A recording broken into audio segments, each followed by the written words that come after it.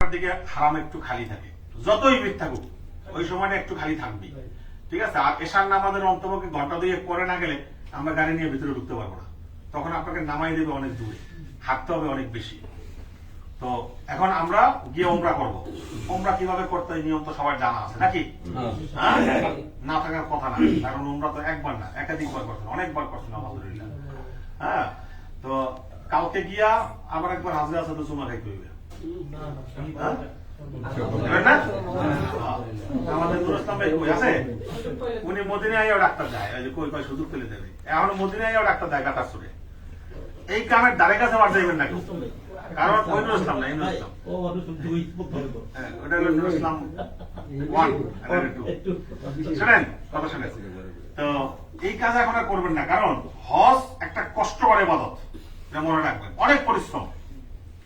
হজ করা আলহামদুলিল্লাহ এখন তো অনেক সহজ হয়ে গেছে, কিন্তু আগে আরো অনেক জটিল ছিল। যারা পুরনো হাজি আছেন এখানে, যে মামা আছে, আবুল কাশেম ভাই আছে, আরো যারা, এরা জানে যে 11-12 সালে যারা হজ করছেন, একটা কষ্টের কথা বলি, এই হজের 5 দিনের মধ্যে ভাত চোখে দেখতাম না আমরা। মিনা, আরাফায়, মুজদালিফায় কোনো খাবারের অ্যারেঞ্জমেন্ট ছিল না। আমরা দেশ থেকে চিড়া মুড়ি নিয়ে আসতাম, এই চিড়া মুড়ি ছিল আমাদের সম্বল, এটা খাইয়েই এই 5 দিন থাকতে হইতো, ঠিক না? এখন তো আলহামদুলিল্লাহ ব্যবস্থাপনা আছে। এখন মাঝে মাঝে কি কাঁচামরিচ খোঁজে, ভাবতেছেন কাঁচামরিচ দিবেন না? আগে তো কাঁচামরিচ দূরের কথা, চিড়ামুড়ি খাইয়ে 3 দিন কাটানো লাগে। এখন অনেক আসান হয়ে গেছে, এখন যেমন ট্রেন হয়েছে, বাসগুলো উন্নত মানের হয়েছে। আগে আমরা বাসে উঠতাম, কত দূর যাওয়ার পরে বাসে আগুন ধরে যেত, ঠিক না? এখন আলহামদুলিল্লাহ অনেক আসান, তারপরেও কিন্তু অনেক কষ্টকর। এটা মাথায় রাখতে হবে সবাইকে, একটা মানসিক প্রস্তুতি নিতে হবে যে আমি একটা কঠিন কষ্টকর কাজের মধ্যে যাচ্ছি।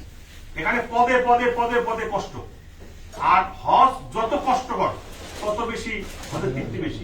যারা না হজ করছেন তারা বুঝবেন না, হজ যত কষ্টের সাথে করা হয়, যে ইবাদতের মধ্যে শারীরিক কষ্ট বেশি, ওই ইবাদতের মধ্যে আত্মতৃপ্তিও বেশি। এখন যত বেশি সহজ হচ্ছে, আমার কাছে মনে হয় যে মানুষের মধ্যে থেকে ইবাদতের প্রবণতা তত কমে যাইতেছে। আমরা আরাফায় যাইতাম, আরাফায় শুধু উপরে একটা সামনে টানাই দিত, আর কিচ্ছু না, কোনো এসি টেসি কিচ্ছু ছিল না, সারাদিন প্রচন্ড গরম, এর মধ্যে দেখা যেত সারাক্ষণই মানুষ ইবাদতের মধ্যে থাকতো।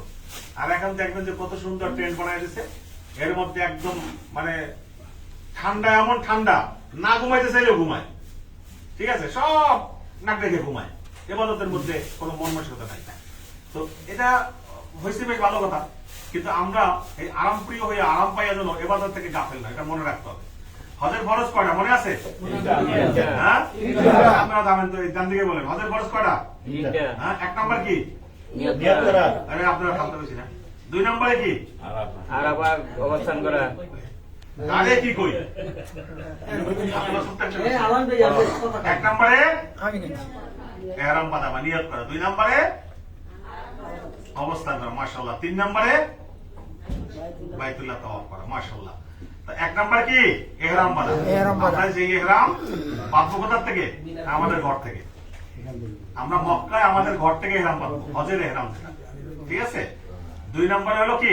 বাইতুল্লাহ তাওয়াফ করা, সরি, আরাফায় অবস্থান করা। 3 নম্বর হলো বাইতুল্লাহ। এই 3টা ফরজের মধ্যে যদি কোনো ধরনের ঘাটতি হয় তাহলে কিন্তু হজ হবে না। এটা জরিমানা দিয়ে শোধরানোর সুযোগ নেই, হজ হবে না। হজের ওয়াজিব কয়টা? 6টা। হজের ওয়াজিব 1 নম্বরে কি? লেডিস ফার্স্ট, আপনারা পারেন না, ওই দিকটা আওয়াজ আগে। 1 নম্বরে মুজদালিফা অবস্থান করা, 2 নম্বরে জামারায় কঙ্কর নিক্ষেপ করা, 3 নম্বরে গমের শকর বা কোরবানি করা, 4 নম্বরে মাথা মুন্ডন করা, 5 নম্বরে সাফা মারা, সাই করা, 6 নম্বরে বিদায় তওয়াফ করা। এই 6টা ওয়াজিবের মধ্যে যদি কোনোটা ছুটে যায় তাহলে দম দিয়ে একটা শোধরানোর সুযোগ আছে।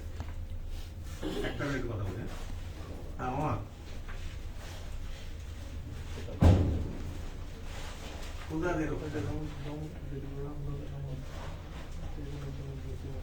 পাসপোর্ট থেকে দেখছি না,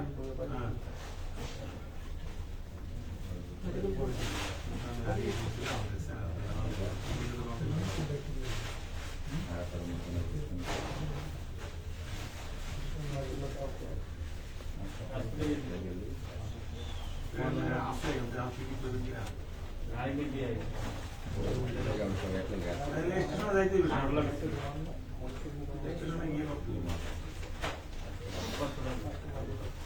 অনলাইনে আমার কাছে ইয়ে নাই।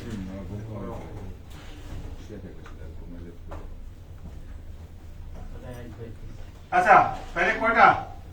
ছয়টা। ওয়াজিব কয়টা? ছয়টা।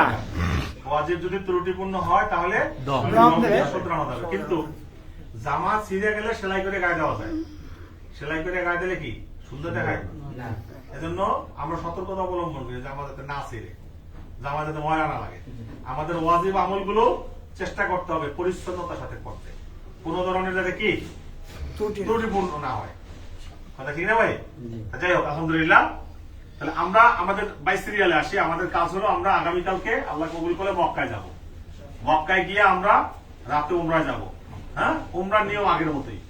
আমরা উমরায় গিয়ে আমরা ইহরাম এখান থেকে বাঁধবো, একটা ফরজ আদায় হবে। দ্বিতীয় ফরজ কি? বাইতুল্লাহ তাওয়াফ করব। 3 নম্বর এরপরে কাজ কি? সাফা মারা সাই। সাফা মারা সাই করার পরে আমরা আমাদের বাসায় চলে আসবো। হ্যাঁ, এই কাজগুলো করতে করতে হয়তো আমাদের ফজর হয়ে যাবে, কারণ এখন বাইতুল্লাহ প্রচুর ভিড়। যত হাজি হজের উদ্দেশ্যে আসছে আগামীকালকে সবাই মক্কায় ঢুকবে। হ্যাঁ, তবে আজকে একটু ভিড়টা বেশি হবে উমরায়, কারণ এই যে মদিনা থেকে যত মানুষ যাচ্ছে এরা সবাই কিন্তু আজকে গিয়ে উমরা করবে। কালকে যাওয়ার সংখ্যাটা কম, এজন্য হয়তো আমাদের ভিড়টা আশা করি একটু কম হবে, তুলনামূলক কম হবে। তারপরেও আপনারা যেমন ফাঁকি ঝুঁকি দিয়েছেন, এহরাম পরে নফল তাওয়াফ করতে নামছেন, এরকম অনেকে নামবে। এরপরও যে যাই হোক, ভিড় কম বেশি যাই হোক, হয়তো আমাদের ফজর হয়ে যাবে। এরপরে আমরা যখনই হোক, ফজর হোক বা না হোক, আমরা বাসায় যাব। বাসায় গিয়ে 2 তারিখ এবং 3 তারিখ ইংরেজি, হ্যাঁ ইংরেজি, আমরা তো 1 তারিখে কালকে যাচ্ছি। 2 তারিখ এবং 3 তারিখ এই 2 দিন আমরা আমাদের যে বাসা সেখানে আমরা অবস্থান করব। ওখানে অবস্থানকালীন সময় 2টা কাজ। একটা হলো ওখানে যে হাজিরা থাকবেন, আরো আছে আমরা ছাড়াও, সবাই বাংলাদেশি সব। আমরা ওখানে যারা থাকবে সবাই এখানে একত্রিত হয়েছিলাম। আমরা ওখানকার জন্য একটা পরিকল্পনা সাজাইছি, সেটা হলো ওখানে র্যান্ডম বয়ান চলবে, হজের বয়ান, আমলের বয়ান, নানামুখী বয়ান চলবে। আন্ডারগ্রাউন্ডে মসজিদ আছে নামাজ পড়ার, একত্রে মনে করেন প্রায় 250-300 লোক নামাজ পড়তে পারবেন, এরকম বড় মসজিদ আছে। সেখানে র্যান্ডম বয়ান চলবে। এই বয়ানে আপনারা শরীক হবেন সবাই। আর আমরা আরেকটা, আমাদের মধ্যে যারা আলেম আছে তাদেরকে নিয়ে একটা পরামর্শ করছি। এখানে যারা আছেন এর মধ্যে 4-5 জন আছেন যারা মাদ্রাসায় পড়াশোনা করছেন বা আলেম, এছাড়া বাকি সবাই গায়ে গেল। ভাই, নামাজ সহি হওয়ার জন্য তেলাওয়াত সহি হওয়া শর্ত। তেলাওয়াত যদি শুদ্ধ না হয় তাহলে নামাজ সহি হবে না। তা আপনি হজ করতে আছেন, হাজী সাহেব, সারা বছর আপনি নামাজ পড়লেন, তেলাওয়াত সহি না, আপনার নামাজ গলত, তাহলে এটা জীবনের একটা বড় ব্যর্থতা না? যদি আপনাদের আগ্রহ থাকে, ইচ্ছা থাকে, আপনারা এই ব্যর্থতার দায় থেকে পরিত্রাণ পেতে পারেন। সেটা কিভাবে? 2 তারিখ এবং 3 তারিখ, বেশি দরকার নাই, ডেইলি 2 ঘন্টা 2 ঘন্টা 4 ঘন্টা, 2 দিনে 8 ঘন্টা সময় যদি আমাদের শিববি সাহেব আছেন, এই কালী সাইফুল্লাহ সাহেব আছেন, ঠিক আছে, ওনারা আপনাদেরকে বাসায় বসে অন্তত পক্ষে 4টা সূরা, যেটা নামাজ সহি হওয়ার জন্য জরুরি, এটা মস্ক করাবেন, শুদ্ধ করানোর চেষ্টা করবেন। কি রাজি আছেন সবাই? হ্যাঁ, ইনশাআল্লাহ। কইছে মাত্র 4 জন আপনার কাছে। হ্যাঁ, সবাই রাজি আছেন? আচ্ছা ভাই, কাজটা কি বলেন তো? ওখানে বসে গল্প গুজব করা ছাড়া, কার কয়টা বাড়ি আছে, কার কয়টা গাড়ি আছে, কার কত ব্যবসা আছে, কে কয় কোটি টাকার মালিক, শেষ পর্যন্ত এই তল্লাশি করছে যে কেডা কেমনে জোড়া বানছে, এই আলোচনা হইতেছে। এই এক কইরা সময় অপচয় করা নাকি সওয়াবের কাজ না গুনার কাজ?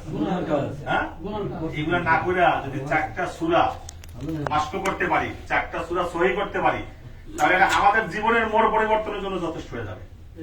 অন্তত পক্ষে এই হজের সফর থেকে কিছু একটা কামাই করে নিয়ে যেতে পারলাম। আমাদের মহিলাদের মধ্যে আলহামদুলিল্লাহ আমার জানা মতে কমপক্ষে 2 জন আলেম আছেন যারা দাওরাত হাদিস পাস। আপনারা চাইলে ওনারাও রুমের মধ্যে বসে আপনাদেরকে সূরা মস্ক করার খেদমতটা করতে পারেন। এটা যারা মস্কে বসবেন তাদের জন্য যেমন নাজাতের উসিলা হইতে পারে, যারা খেদমতটা করবেন এটা তাদের জন্য নাজাতের উসিলা হইতে পারে। আমরা 2 তারিখ এবং 3 তারিখ শিডিউল জানাই দেব। এই সময়ে যদি সবাই একত্রিত হন, ওখানে একটা রুম আছে অনেক বড়, এই রুমের মধ্যে আপনারা সবাই বসতে পারবেন, ঠিক আছে? একটা বড় একটা রুম আছে, তো সেটার মধ্যে সবাই বসা যাবে। যদি পুরুষরা 2 ভাগ করে বসেন, হ্যাঁ, এক গ্রুপে শিবির ভাই, এক গ্রুপে আমাদের খালিদ ভাই, ওনারা জিম্মাদারি পালন করবেন। ঠিক মহিলাদের মধ্যে, মহিলাদের 2 গ্রুপ লাগবে না, মাত্র 23 জন মহিলা আমাদের, ওনাদেরকে হয়তো এক গ্রুপে পারবো বা 2 গ্রুপ ভাগ করে দিলাম। এই 2 দিনের চেষ্টা করে যদি 4টা সূরা আমরা এই 4টা সূরা যদি আমরা এখান থেকে মস্ক করে যেতে পারি, শুদ্ধ করে যেতে পারি, তাহলে অন্তপক্ষে নামাজ সহি শুদ্ধ হওয়ার যে একটা আত্মতৃপ্তি, সেই আত্মতৃপ্তির আমাদের অর্জিত হবে। কি রাজি আছেন সবাই ইনশাআল্লাহ?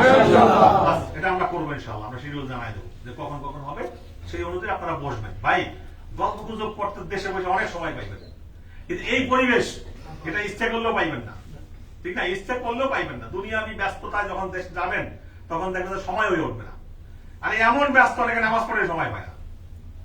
হ্যাঁ, আজকে একজনের কথা বলি, উনি দেশে যাইবে, যাওয়ার পরে আমি একটু ঘুমাইছিলাম দুপুরে, আজকে আমি জামাতে যাইতে পারিনি। আমি নামাজটা পড়ে বললাম, নামাজ পড়ছেন না কেন? এইগুলো গুছাই দিতে সময় পেয়ে নেই। উনি দেশে যাইবে, মালসামারা গুছাই দিতে নামাজ পড়ার সময় পায় না। হ্যাঁ, পরে আমি মুখে কিছু করিনি, হাত দিয়ে একটা দিছি, নামাজ পড়বে না। এখন কথা হইলো দুনিয়াবি ব্যস্ত আমরা নামাজ পড়ে সময় পেলে তো কিরা সহি করবো কোন সময়, সেই সুযোগটা আমাদের এখানে আছে ইনশাআল্লাহ। কমপক্ষে 4টা সূরা, সূরা নাস, সূরা ফালাক, সূরা ইখলাস, সূরা লাহাব, কি অথবা আরো ছোট সূরা আছে, সূরা আসর, সূরা কাউসার। হ্যাঁ, এরকম ছোট ছোট 4টা সূরা আমরা 2 দিনের মধ্যে সহি করবো ইনশাআল্লাহ। দেখো 3 তারিখ হয়তোবা মাগরিবের পরে যে কোনো সময় আমাদের ডাক আসবে। হ্যাঁ, দিনে হবে না, রাতেই। আসরের পর থেকে নেওয়া শুরু করে, আসরের পর থেকে নেওয়া শুরু করবে।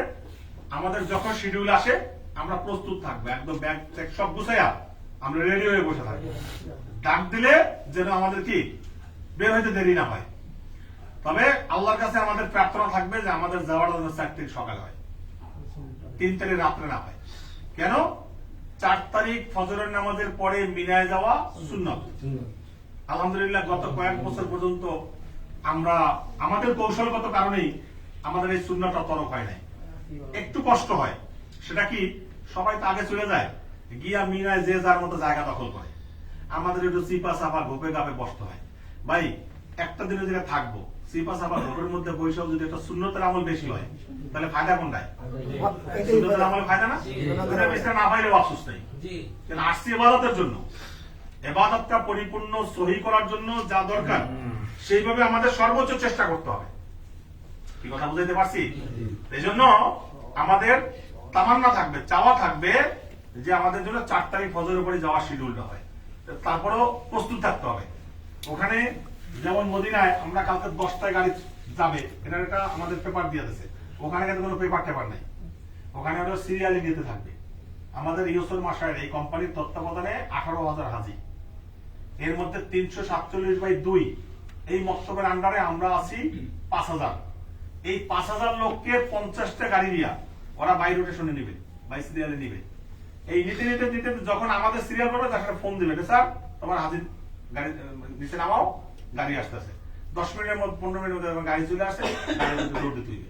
এজন্য ব্যাগ আগে গুছিয়ে রাখতে হবে। এখন ব্যাগের মধ্যে কি নিবেন?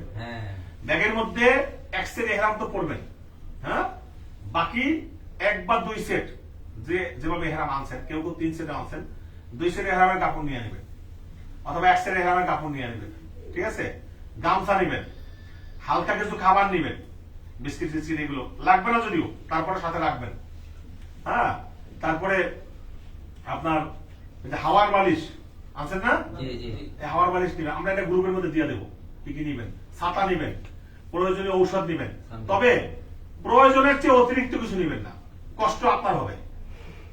প্রয়োজনের চেয়ে অতিরিক্ত অনেকে করে কি, মানে যা না লাগে এগুলো সব ব্যাগের মধ্যে পড়ে। হ্যাঁ, মনে লাগে না যে যাইতে আছে 1 মাসের সংসার করতে হইবে, সব লয়ে লাই। এই কামে আলহামদুলিল্লাহ আমার ডাইন পাশে যারা আছে এরা কিন্তু চেতা, ব্যাগটা নিজের টানা লাগবে না, ব্যাগটা টানলে লগে যে আছে উনি, তখন আর লইতে সমস্যা কোথায়? এই জন্য ওনাদের ব্যাগগুলো চেক করবে কি কি রয়েছে, ঠিক আছে কি চেক না কান্দে করে টানা লাগবে, কিন্তু আপনার বুঝে শুনে নিতে দেবেন। কারণ কি শোনেন, আল্লাহ রহমতে আমরা, আল্লাহ যদি কবুল করে, মিনা থেকে আরাফা, আরাফা থেকে মুজদালিফা, মুজদালিফা থেকে জামারা, এটা আমরা ট্রেনে যাতায়াত করব। কিন্তু ট্রেনে যাতায়াত করলেও ট্রেনে ওঠার জন্য কিন্তু 1 ঘন্টা 1.5 ঘন্টা লাইন দিয়ে দাঁড়াই থাকতে হইবে। ওই সময়টা কাঁধে ভারী কিছু বহন করা কষ্টকর হবে, কিন্তু ভিড়ের মধ্যে ভারী কিছু নিয়ে ওঠানামা করাটা কষ্টকর হবে। আবার আপনারা যখন ট্রেন থেকে নামবেন, জামারায় পাথর মারতে আসবেন, ওই জায়গাটা কিন্তু মিনিমাম 1 কিলোমিটার। ট্রেন থেকে নাইমা রাউন্ড ঘুরা জামারা যাওয়াটা কিন্তু প্রায় 1 কিলোমিটার। এই জায়গায় ভারী কিছু তখন বহন করার মতো শরীরে এনার্জি পাবেন না। যা বলছি এখন মনে হইতেছে কি কয় না কয় এটা কোনো ব্যাপার, কিন্তু এই বীরগিরি অনেকে থাকবে না ওই সময়। 3 দিন পর্যন্ত খাওয়া ঠিক নাই, ঘুম ঠিক নাই, হ্যাঁ, শারীরিক শক্তি দেখবেন যে এমনি মানে ক্ষীণ হয়ে আসবে, পুরাই বেড়া শরীরে। এজন্য একদম প্রয়োজনীয় যেটা সেটাই নিবেন, অপ্রয়োজনীয় কোনো কিছু ব্যাগের মধ্যে নিবেন না। আচ্ছা যাই হোক, এরপরে আমরা মিনায় 3 তারিখ যদি যাই, ইংরেজি 3 তারিখ, আমি ইংরেজি তারিখ সহজভাবে বুঝতে অনেক এই জন্য বলতেছি। 3 তারিখে মিনায় যাই বা 4 তারিখে মিনায় যাই, সারাদিন আমরা মিনায় থাকবো। সারাদিন মিনায় থেকে আমরা 4 তারিখ রাতে আমাদেরকে আরাফায় নিয়ে যাবে, ঠিক আছে? হইতে পারে এটা 5 তারিখ সকালেও। আরাফা হলো 5 তারিখ, আরবি 9 তারিখ, আরবি 9, ইংরেজি 5 তারিখ উকুফে আরাফা। আমাদেরকে রাতে নিয়ে যাবে, চাদর ছেড়ে ফাইনাল হয়ে গেছে আলহামদুলিল্লাহ। তো নিয়ে যাবে, আমাদের আরাফায় সারাদিন অবস্থান করতে হবে। আরাফায় অবস্থান করার পরে আবার সন্ধ্যায় আমরা ওখান থেকে কি মুজদালিফায় আসবো, মাগরিবের নামাজ না পড়া। আচ্ছা, মাঝখানের কথাগুলো বলে যাই। মিনায় অবস্থানকালীন সময় কাজ কি? মিনায় অবস্থানকালীন সময়ে তাসবিহ, তাহলিল, জিকির, আজকার, 5 ওয়াক্ত নামাজ জামাতে পড়া, এটাই কাজ। সুনির্দিষ্ট কোনো কাজ নেই। হ্যাঁ হ্যাঁ, সুনির্দিষ্ট কিছু কাজ থাকবে, যেমন মিনায় কিছু সময় বয়ান হবে, এই বয়ানের মধ্যে বসবেন। কিছু সময় ইজতিমাই ভাবে জিকির আজকার হবে, সেখানে বসবেন। মিনায় দফায় দফায় হয়তো মোনাজাত হবে, এই মোনাজাতে শরীক হবেন। কারণ আপনি একাকী মোনাজাত করার মধ্য দিয়ে যতটা আবেগপ্রবণ হবেন, ইজতিমাই মোনাজাতের মধ্যে অনেক সময় তার থেকে কি বেশি জাগ্রত হয়। আর এই জায়গায় যত বেশি আবেগ তৈরি করতে পারবেন, যত বেশি চোখের পানি ফেলতে পারবেন, যত বেশি দিল নরম করতে পারবেন, ততই আপনার কামিয়াবি। এই জন্য এই ইজতিমাই আমলগুলো কখনো তরক করবেন না, যৌথ আমলগুলো কখনো তরক করবেন না। এখানে বসবেন, ওলামায়ে কেরাম যে বয়ান করে সেগুলো শুনবেন, এখানে যে আমলের নির্দেশনা দেওয়া হয় সেগুলো মানবেন, 5 ওয়াক্ত নামাজ জামাতে পড়বেন, ঘন ঘন ঘন ঘন মোনাজাত করবেন। শুনেন, মিনা, আরাফা, মুজদালিফা এই জায়গার মূল কাজ হলো দোয়া কবুল করা। দোয়া কবুল করানো, এটাই হলো মূল কাজ। এজন্য আপনি কতক্ষণ জিকির আজকার করছেন, বাস একা একা মোনাজাত করেন।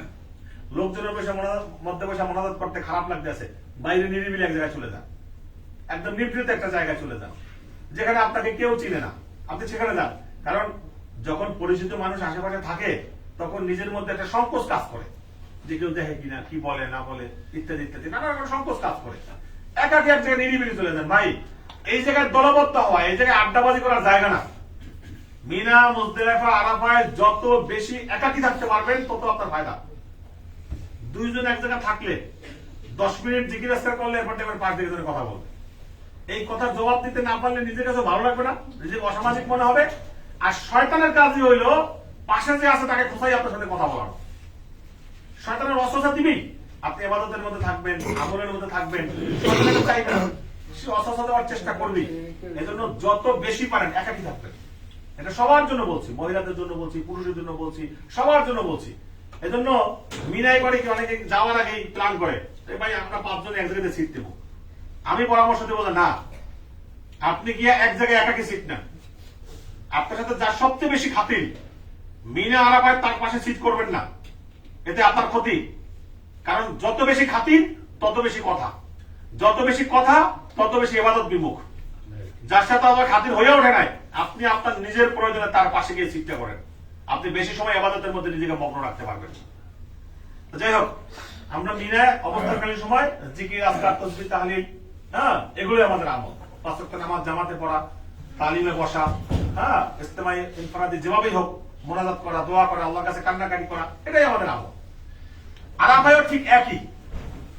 আরাফা, উকুফে আরাফা হলো আমাদের জীবনের সবচেয়ে পরম সৌভাগ্যের দিন। আরাফার ময়দানে হাজির হওয়ার পর যে ব্যক্তি তার নিজের জীবনের গুনাহ খাতাকে মাফ করাইতে পারলো না, পৃথিবীর মধ্যে তার চেয়ে কপাল পড়া হতভাগা লোক কিন্তু আর কেউ নেই। কথা বুঝতে পারছি? আরাফার দিন হলো সেই দিন, যেই দিন আল্লাহ সুবহানাহু ওয়া তাআলা সপ্তম আসমানে নেমে এসে ফেরেশতাদেরকে ডেকে ডেকে বলতে থাকেন, এই ফেরেশতারা, ওদের কাছে জিজ্ঞাসা করো ওরা আজকে আমার কাছে কি চায়। ওরা আমার কাছে আজকে যা চাইবে আমি ওদেরকে তাই দিয়ে দেবো। উকুফে আরাফা হলো সেই দিন, যেই দিন আল্লাহ সুবহানাহু ওয়া তাআলা সবচেয়ে বেশি সংখ্যক মানুষকে ক্ষমা করে থাকেন। আমরা যদি সেই ক্ষমাশীল বান্দাদের অন্তর্ভুক্ত হইতে না পারি, এটা আমাদের জন্য হবে কি বদনসিব। এই জন্য ভাই, আরাফার ময়দানে অধিক হারে কান্নাকাটি করা, অধিক হারে কান্নাকাটি করা, এটা সবচেয়ে উত্তম আমল। আরাফার ময়দানে কিছু সময়ের জন্য খোলা আকাশের নিচে দাঁড়াইয়া, খোলা আকাশের নিচে দাঁড়াইয়া, কথা বুঝাইতে পারছি, বসে না, খোলা আকাশের নিচে দাঁড়াইয়া 2 হাত উপরে তুলে আল্লাহর কাছে দোয়া করবেন। এটা আল্লাহর কাছে অত্যন্ত পছন্দনীয় একটা আমল, উন্মুক্ত আকাশের নিচে। হ্যাঁ,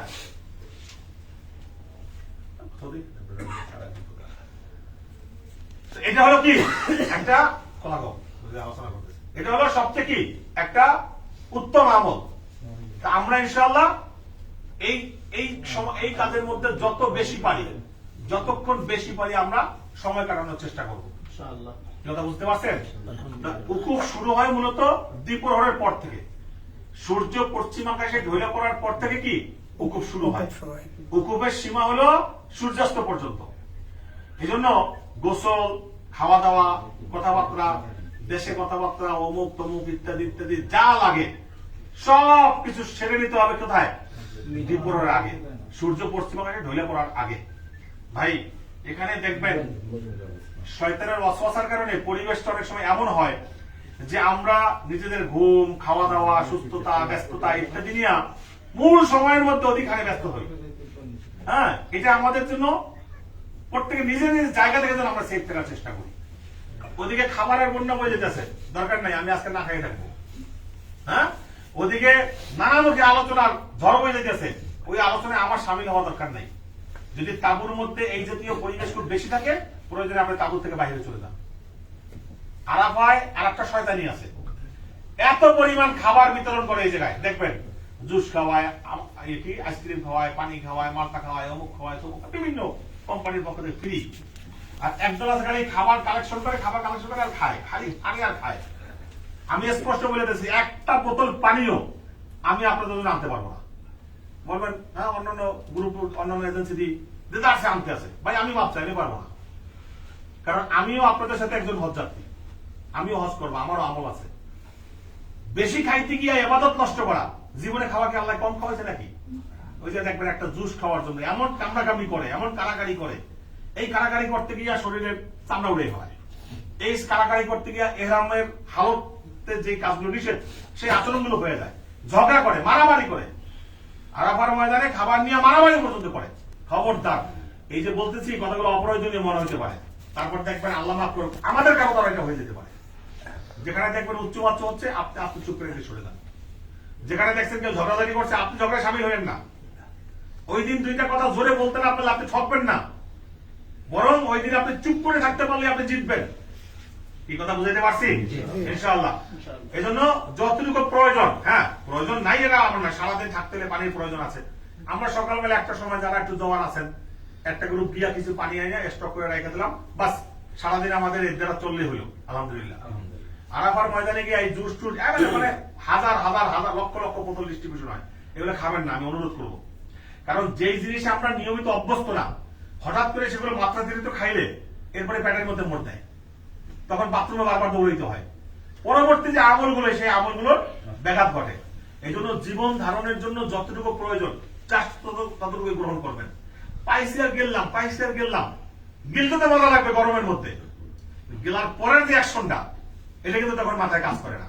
এজন্য আরাফাতের ময়দানে শুধুমাত্র নিজেকে সুস্থ রাখার জন্য, নিজেকে ধরে রাখার জন্য যতটুকু প্রয়োজন, তার চেয়ে বেশি কিছুর জন্য যেন আমরা উদ্গ্রীব না হই। এটা হলে আমার জন্য ক্ষতিকর হবে। তা আরাফার ময়দানে উকুফ শুরু হবে কখন?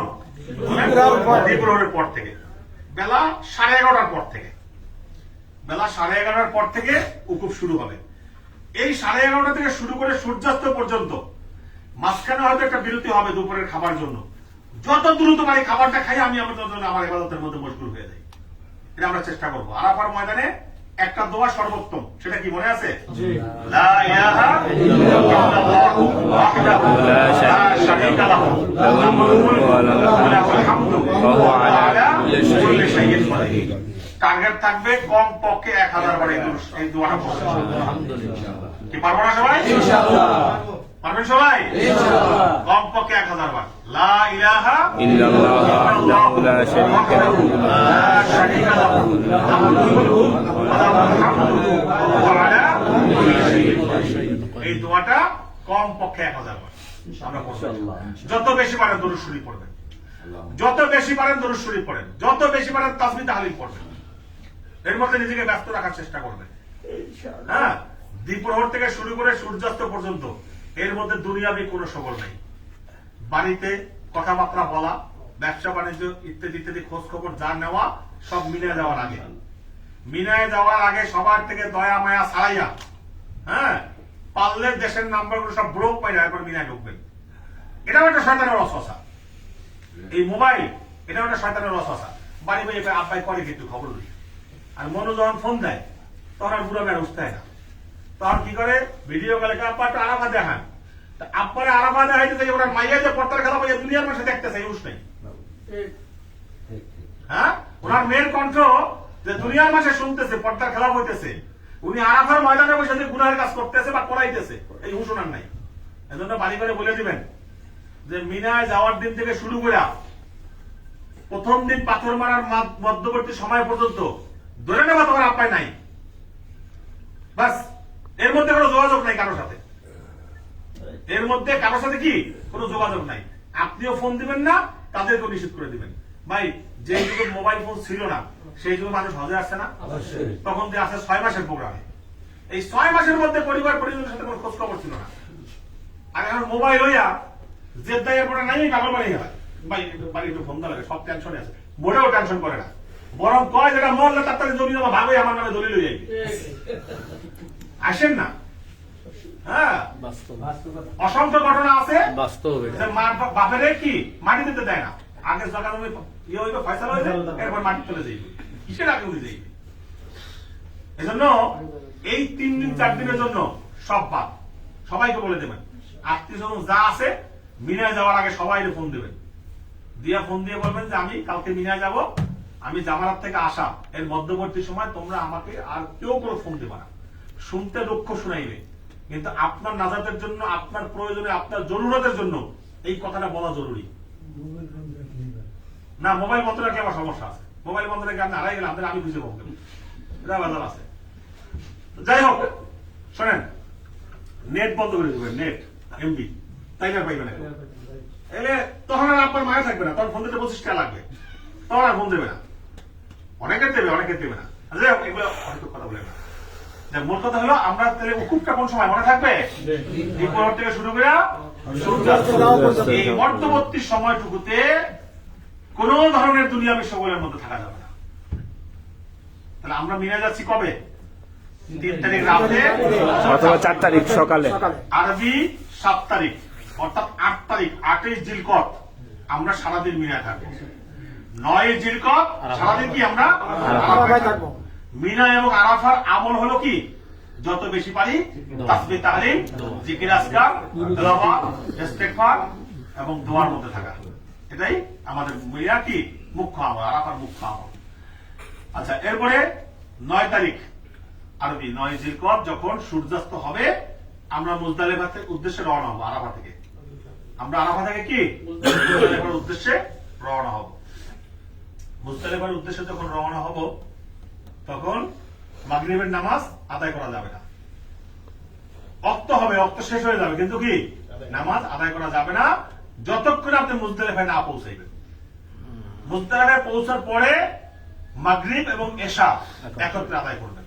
এখানে কিছু ইখতিলাফ কাবুর মধ্যে দেখা দেবে, এই বিষয়গুলো নিয়ে আপনারা কেউ ইখতিলাফে জড়াবেন না। আমরা মদিনা থেকে মক্কায় যাচ্ছি, থাকবো কয়দিন? 10 দিন। 10 তারিখে আমরা দেশে যাবো না, আমরা এমনিতেই মুসাফির, কথা বুঝছেন? এখন মিনায় এবং আরাফায় নামাজ কি কসর হবে না পূর্ণ হবে? কসর। এটা নিয়ে শুনেন, আগে বলেন না, এটা নিয়ে দেখবেন যে নানান মত আছে, বেশি কাটাকাটি দরকার নেই, যা বলি শুধু এটার উপর আমল করবেন। ইমাম যদি মুকিম হয় তাহলে মুকিম ইমামের পিছনে ইক্তাদা করলে আপনার নামাজও পূর্ণ হবে। আর ইমাম যদি মুসাফির হয় তাহলে তার পিছনে ইক্তাদা করলে আপনার নামাজও কি কসর হবে। ঠিক আছে? এখানে মাসালা হলো যিনি ইমামতি করবেন তিনি যদি মক্কায় মুকিম হয়, হোক তিনি হজ যাত্রী, তার অবস্থানটা যদি মক্কায় 15 দিনের বেশি হয় তাহলে তিনি মুকিম। কারণ মিনা আরাফা এটা কি মক্কার অন্তর্ভুক্ত, এটা মক্কার অন্তর্ভুক্ত। কথা বুঝাইতে পারছি? এজন্য আমাদের তাবুর মধ্যে কিছু সংখ্যক ভাইরা থাকবেন যারা মুকিম, কিছু সংখ্যক ভাইরা থাকবেন যারা মুকিম। বেশিরভাগ আমরাই 61 জন থাকবো মুসাফির, আর বাকি যারা আছেন তারা সবাই মুকিম। যদি তাদের মধ্য থেকে কেউ ইমামতি করে তাহলে তাদের পিছনে আমরা পূর্ণ নামাজ আদায় করবো। বাস, এটা নিয়ে আশেপাশে কে কি ফতোয়া দিল এই ফতোয়া তালাশ করা দরকার নেই। স্পষ্ট মাসালা এটাই যে ইমাম যদি মুকিম হয় তাহলে আপনার নামাজ পূর্ণ হবে, ইমাম যদি মুসাফির হয় আপনার নামাজ কসর হবে। এখন অনেকে বলে যে আল্লাহ রাসূল সাল্লাল্লাহু আলাইহি ওয়াসাল্লাম তো মিনা আরাফায় নামাজ কসর করছেন। হ্যাঁ, আল্লাহ রাসূল কসর করছেন, কথা ঠিক আছে। আল্লাহ রাসূল মদিনা থেকে হিজরত করে গেছেন, কি কথা বুঝতে পারছি? আমরা মদিনা থেকে হিজরত করে দেখেছি। আল্লাহ রাসূল মদিনা থেকে হিজরত করে গেছেন যে কারণে তিনি নামাজ কসর করছেন। এখন আল্লাহ রাসূল সাল্লাল্লাহু আলাইহি ওয়াসাল্লাম ওই সময় মুকিম ছিলেন কিনা এটা কেউ তালাশ করে না। আল্লাহ রাসূল যা করছে আপনি সেটাই করবেন, শরীয়তের হুকুম তো দেখতে হবে। আল্লাহ রাসূল অবশ্যই শরীয়তের বাইরে করেন নাই, শরীয়তের আলোকেই করছেন। একটা সাইড নিয়ে কথা বললে আর একটা সাইড নিয়ে কথা বলবেন না, সেটাও তো হয় না। বাস, স্পষ্ট কথা হলো আমরা যদি মুকিম ইমামের পিছনে নামাজ পড়ি তাহলে আমরা পুরো করব। যদি ইমাম মুসাফির থাকে এলান হবে যে ইমাম মুসাফির, তাহলে নামাজ কসর হবে। বাস, এদিকে করে যদি আমাদের কাফেলার মধ্যেও কারো কনফিউশন থাকে যে না এই মাসালার সাথে আমি একমত হইতে পারি না, আপনি আপনার মতো যা করার করবেন। আপনি কাফেলার অন্য কাউকে আপনার আমল করার জন্য উদ্বুদ্ধ করার চেষ্টা করবেন না। কাউকে আমলের পথ বাতানোর দায়িত্ব আমার, এটা আপনার না। আপনি বললে সেটা বিশৃঙ্খল হবে। আপনার যদি আমার এই ফতোয়া ভালো না লাগে আপনি আপনার মতো আমল করেন, নিষেধ নাই। আমি আপনাকে জিজ্ঞাসা করবো না আপনি এটা কেন করছেন, জিজ্ঞাসা করতে যাবো না। বাট আমি যতটুকু কেতাবের আলোকে জানি, ওলামায়ে কেরাম যা বলেন সেটাই আমি আপনাদেরকে শুনাইলাম। এর উপরে আমল করারই আপনাদের দায়িত্ব। কি কথা বুঝতে পারছেন? তো আমাদের কাফেলা যারা আছেন অন্য তারা মুকিম, ইমামতি তারাই করবেন। তার মধ্যে ভালো ভালো আলেম আছেন, যেহেতু তারা সংখ্যায় বেশি, ঠিক না? তারা বলতে আলকানি মিলি আমরা হয়তো এক শিডিউলে আসছি, তারা আর এক শিডিউলে আছে, এখানে তারা মুকিম। তো ওখানে যদি মুকিম ইমাম ইমামতি করে মিনায় আমাদের নামাজ পূর্ণ হবে, আরাফায় পূর্ণ হবে। মুজদালিফায় হয়তো আমরা আলাদা জামাত করা লাগতে পারে, কারণ মুজদালিফায় সবাই এক জায়গায় বসতে পারবো না। যেভাবে এলান হয় সেভাবে নামাজ পড়বেন, এটা নিয়ে কেউ কোনো কথা বলবেন না, কেউ কোনো ইখতিলাফ করবেন না। আচ্ছা, যাই হোক, মুজদালিফা আসার পরে আমরা মাগরিব এবং ইশা একসাথে আদায় করবো। এরপরে গিয়ে আমরা কি 10 তারিখ সকালবেলা আমরা পাথর নিক্ষেপ করবো প্রথম দিন। আচ্ছা, এখন মিনায় গেলাম। মিনার কাজ কি? জিকির, আজকার, তাসবিহ, তাহলিল, দরুদ শরীফ ইত্যাদি ইত্যাদি। হ্যাঁ, আরাফায় গেলাম, আরাফায় থেকে একই আমল। মুজদালিফা আসলাম, মুজদালিফা আসার পরে সেখানেও আমরা রাত্রি যাপন করব। রাতের কিছু সময় মুজদালিফায় ঘুমানো এটা মুস্তাহাব। এজন্য মুজদালিফায় কিন্তু আরাফার মতো তাবু নাই, মিনার মতো তাবু নাই, খোলা আকাশ। এই রাজা বাদশাহ ধনী গরিব যে আসুক না কেন সবাইকে মুজদালিফায় এই খোলা আকাশের নিচেই রাত্রি যাপন করতে হয়। কথা বুঝছেন? ওখানে পিস জ্বালা নিচে গরম, উত্তপ্ত গরম। এই গরমের মধ্যেই বিছানা বিছাইবেন, এই গরমের মধ্যে শরীর জ্বালাই দেবেন, দেখবেন এমনি ঘুম আসবে। এটা আল্লাহ পাকের একটা কুদরত যে মুজদালিফায় হাজির না চাইলেও ঘুমায়। ঘুম যদি আসে মনে করবেন এটা আল্লাহ পাকের রহমত, যে আল্লাহ পাক আমার চোখে ঘুম নামাই দিয়া আমাকে একটা মুস্তাহাবের আমল করারও সৌভাগ্য দিয়েছেন। বরং ঘুম না আসলেও একটু সময় ঘুমানোর চেষ্টা করবেন, ঠিক আছে? অনেকে গরম, এর মধ্যে কেমনে সম্ভব? চিন্তা করবেন, বেলাল হাফসি রাদিয়াল্লাহু তাআলা আনহু তাকে জ্বলন্ত আগুনের উপরে চেপে ধরছে, এরপরে কইছে কি আল্লাহু আহাদ, আল্লাহু আহাদ। কিভাবে সহ্য করছে? তার চেয়ে তো বেশি গরম না। দিনের জন্য আল্লাহর হুকুম মানার জন্য যদি জ্বলন্ত আগুনের উপরে জোর করে চাইপা ধরার পরে তার জবান থেকে আল্লাহর মহব্বতের শব্দ বের হইতে পারে, তো হজের সফরে এসে হজের একটা আমলের জন্য এতটুকু গরম আমরা কেন সহ্য করতে পারবো না? পারতে হবে, কথা ঠিক না ভাই? যাই হোক, মুজদালিফায় আমরা থাকবো কতক্ষণ? সুবহে সাদেক পর্যন্ত, ফজর পর্যন্ত। ফজরের নামাজ আমরা মুজদালিফায় আদায় করবো। ফজরের নামাজ আদায় করার পরে আমরা জামারায় যাওয়ার জন্য কি প্রথম দিন পাথর মারবেন কয়টা? 7টা। পাথর টোকাইবেন কোথা থেকে?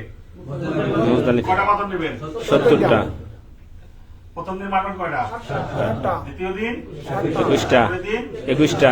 কয়টা হয়েছে? 49টা। বাকি 21টা হ্যাঁ 13 তারিখে। 13 তারিখে মারানো জরুরি না। আবার এটা নিয়ে দেখবেন তাপুর মধ্যে যখন কথা কইবেন তখন একদলে কইবে পাইছেন তো এইসব মশলা, এটা ঝগড়া করবেন না।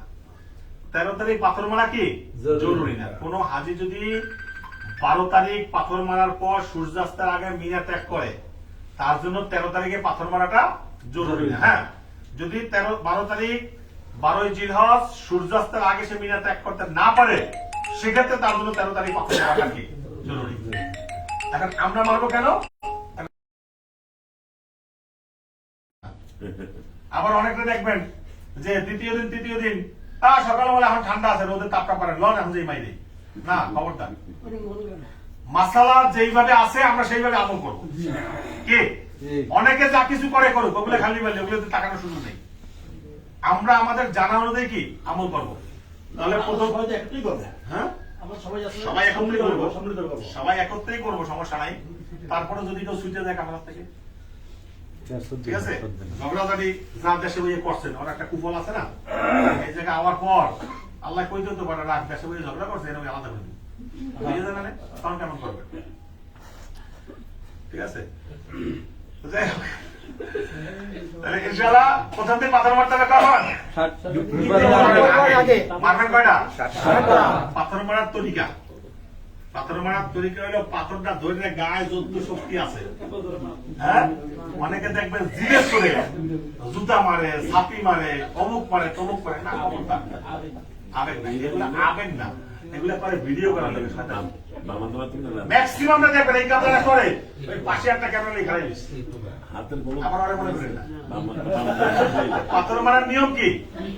পাথর মারার নিয়ম হলো 2 আঙ্গুল দিয়ে ধরবেন, অর্থাৎ 3 আঙ্গুল দিয়ে ধরবেন, হ্যাঁ, ধইরা বিসমিল্লাহি পাথরটা এতটুকু শক্তি প্রয়োগ করে মারতে হবে যেন বাউন্ডারি ওয়ালের ভিতরে পড়ে। কি কথা বুঝছেন? ধরবেন কিভাবে? 2 আঙ্গুল দিয়ে এই 2 আঙ্গুলে ধরবেন, ধইরা বিসমিল্লাহি আল্লাহু আকবার এভাবে মারতে হবে যেন দেওয়ালের গায়ে লাগে, আবার দেওয়ালের গায়ে লাগা সিটে যেন এসে কপালে না লাগে। কি কথা বুঝাইতে পারছি? এটা মারতে হবে এমন ভাবে যেন বাউন্ডারি ওয়ালের মধ্যে পড়ে। এই পাথর মারার ক্ষেত্রে কথা কয়ে গেল কি হয়েছে, এই পাশে একটা শব্দ আছে দেখছেন, আর এই পাশে খালি বুড়ুর বুড়ুর করতে আছে। গানের মধ্যে দেখবেন মাইয়া লোক দুইজন দুটো একা বয়, ওই গানের মধ্যে কেউ টেক থাকে না, এই মাঝে ওই একই কাম। আর ধরে এখানে একটা আওয়াজ শুনি না, আমার কথা ভাই মানা করি আর পরে হয়। শোনেন, কথা বললে মনোযোগ থাকে না, মনোযোগ না থাকলে তখন দেখবেন যে সময়কালে যে আমলগুলো ঠিকভাবে করবে না। আচ্ছা শোনেন, তাহলে প্রথম দিন পাথর মারবেন কয়টা? পূরণের আগে 2 আঙ্গুল দিয়ে ধরে বিসমিল্লাহি আল্লাহু আকবার। খেয়াল রাখতে হবে দেওয়ালের গায়ে পাথর পড়তে হবে, যদি দেওয়ালের গায়ে পাথরটা না পড়ে তাহলে প্রয়োজনে আরেকটা মারতে হবে, 7টা দেওয়ালের গায়ে পড়তে হবে। আবার এই কাম করেন না যে লাগছে না লাগছে আরো 3টে মারিয়ে দিই, আসেই তো না, সব জায়গায় অতিরিক্ত করা যায় না। তাওয়াফে নামছেন, চক্করতে দিবে কয়টা? সময় আছে 8টা দিই, বুঝবে? শরীরটা ভালো লাগে না, 6টা দইছি থাক, হইবে তাওয়াফ? হবে না, এজন্য সব জায়গায় নিয়ম অনুযায়ী করতে হবে, নিয়মের খেলাপ করা যাবে না, ঠিক আছে। তাহলে বিসমিল্লাহি আল্লাহু আকবার বলে দেওয়ালের উপরে পড়তে হবে এবং দেওয়াল ভেদ করে যেন আবার বাহিরে চলে না আসে সেটাও খেয়াল রাখতে হবে। এখানে একটা সতর্কতা বলে দিই, যখন